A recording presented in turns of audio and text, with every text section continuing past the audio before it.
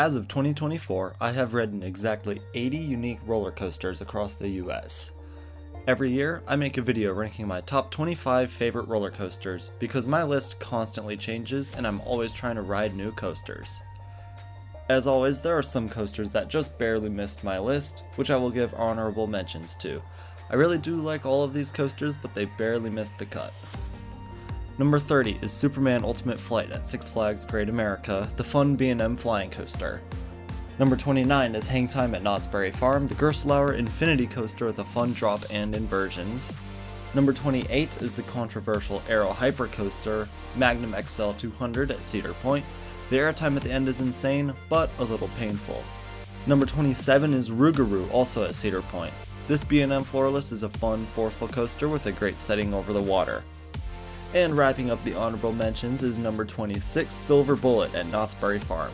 Silver Bullet is probably the most average B&M inverted coaster with a decent collection of elements.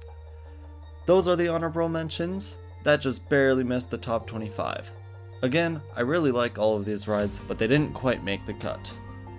Starting off the top 25, in the number 25 spot is the intense launch coaster Powder Keg at Silver Dollar City. Powder Keg has one of my favorite launches and offers a complete ride experience full of airtime, laterals, and even a lift hill and drop to end it off. A front row ride on Powder Keg is awesome and it's a great spot to start off the list. Right across the park is the number 24 spot Wildfire, the B&M looping coaster. Wildfire probably has one of the all-time best views from the top of a roller coaster, followed by an awesome layout with a great first drop and 5 intense inversions. And if you can, get a sunset ride. The view at the top alone makes it a must-do when you visit Silver Dollar City. Coming in at the number 23 spot is the coaster with my favorite near-miss elements, X-Flight at Six Flags Great America. The wing over drop always provides great hang time, and the inline twist through the control tower is my favorite part of the ride. I can overlook the not-so-good vest restraints for a great ride on X-Flight. In the number 22 spot is the third straight B&M in a row, it's Kumba at Busch Gardens Tampa. To this day, Kumba is probably one of the most intense coasters I've been on. Kumba's inversions are crazy forceful. I also like how Kumba uses the forest in the back of the park and a tunnel to get riders lost back there. The number 21 spot gives us a break from the B&Ms with a launch coaster, Full Throttle at Six Flags Magic Mountain. Full Throttle is one of those rides that is just pure fun, until the brakes kill it before the best part is over. The vertical loop provides possibly the best hang time on the planet, and the launches are surprisingly good for LSMs. Like I said though, brakes on the big drop is just mean. If somebody finds the second half of Full Throttle, let me know. Possibly the complete opposite of Half Throttle is the number 20 coaster Cheetah Hunt back at Busch Gardens Tampa. Cheetah Hunt isn't as thrilling as Full Throttle, but it's a good long ride that has good launches. None of the elements really stand out, but Cheetah Hunt is so long that it accomplishes what it should. Number 19 is a coaster I know a lot of people will disagree with, it's Gatekeeper at Cedar Point. I got some really good rides on this back in 2023, where it actually had forces. Gatekeeper also provides great views of Lake Erie, as long as you look to the left. Yeah, straight ahead is the parking lot. The rest of the ride is great, except for that airtime hill that doesn't really do anything. The keyholes over the entrance definitely make up for the lack of airtime though. Number 18 is one of my classic favorites on this channel, it's Prowler at Worlds of Fun. My rides in 2017 were amazing, but in 2024, yes, 7 years later, it wasn't quite the same. Not sure why it felt slow, but it dropped way out of the top 15 where I thought it was. Prowler still gets a spot in the top 25 because it is a really good ride, as long as it's running fast. It's got an underrated first drop and some good laterals. Not much airtime like I remembered, but definitely still a great ride. Number 17 is another classic KingT favorite, SheiKra at Busch Gardens Tampa. For some reason, I remember really enjoying this ride when I visited back in 2018. It was always a walk-on, and these dive coasters are some of the most re-rideable coasters I've been on. I definitely like dive coasters more than the average enthusiast, even though they don't bring the most variety. The 200-foot 90-degree drop is always great, but the rest of the ride is still fun. The Immelman gives decent hang time, and the second drop gives more width because they don't totally stop the train. And the splashdown is a nice touch. Number 16 is my second favorite B&M inverted coaster, Raptor at Cedar Point. Raptor is one of the most well-rounded coasters because there aren't any dead spots on the ride. From the drop to the brake run, Raptor keeps up the intensity through each inversion and helix. Raptor is also one of the many photogenic rides at Cedar Point, visible from anywhere in the park. A ride on Raptor is always a treat. As we get to the top 15, the quality starts to go up. These are some of the rides that I choose to ride over and over again. These truly are my favorites. The number 15 coaster is right next to Raptor, Valraven at Cedar Point. This is a coaster that not a lot of enthusiasts seem to like, but I really love this dive coaster. It takes what Secret does and then adds more inversions and elements to it. I especially like the slow motion roll, another great hang time moment. In 2023, this is one of the most fun rides at Cedar Point for me. Coming in at the number 14 spot is my most recent roller coaster ride, Mamba at Worlds of Fun. This summer, it really blew me away with how it was running. Mamba has so much more power than the POVs show. Each hill delivers great airtime and the helix has some surprising force. Both front row and back row are awesome. I highly recommend Mamba, my favorite ride at Worlds of Fun. In the number 13 spot is one of the most controversial rides in the world, X2 at Six Flags Magic Mountain. Before you click off, I do like this ride. It's legitimately the scariest ride I have ever been on, and possibly the scariest in the world. I just only got one ride on it, and I think I need more to fairly rank it past here. It's been almost 7 years, I need to get round 2 on X2. Coming in at number 12 is the last B&M invert, Montu at Busch Gardens, Tampa. Montu really is the closest thing to the perfect invert that I've been on. From 7 whippy and forceful inversions to the flawless use of trenches and tunnels, it's hard to beat. Just barely missing the top 10 is a coaster that I really want to put there. Unfortunately, it's just too short. My 11th favorite coaster is Max Force at Six Flags Great America. Max Force has my all-time favorite launch, the punchy, compressed air launch with the second fastest acceleration in the world. Max Force's launch in the front row is enough to make this list alone, but it's followed by 5 awesome inversions, half of them with hang time and the other half whipping you like crazy.